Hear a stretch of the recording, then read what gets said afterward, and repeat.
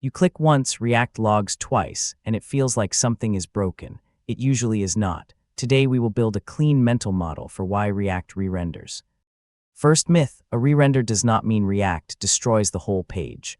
A re-render means React runs your component function again to calculate UI. React usually re-renders for 4 reasons: state changed, props changed, context changed, or a parent re-rendered.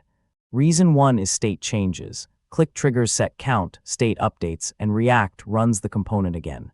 Reason 2, parent re-renders. React renders top-down, so children can run again even when their own state did not change. Reason 3 is props changes. New input means new output. Reason 4 is context changes. Context consumers re-render when the provided value changes. Important distinction. Re-render does not always mean real DOM update.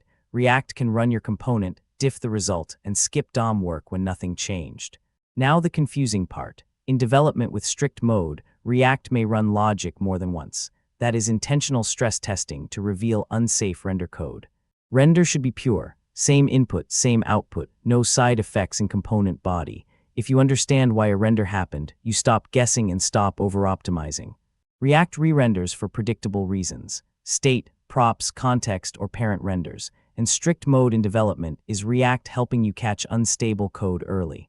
So what React concept do you want to explore next? Drop it in the comments. And if this clicked for you, smash that like button, hit subscribe, and ring the bell so you never miss a drop. See you in the next one.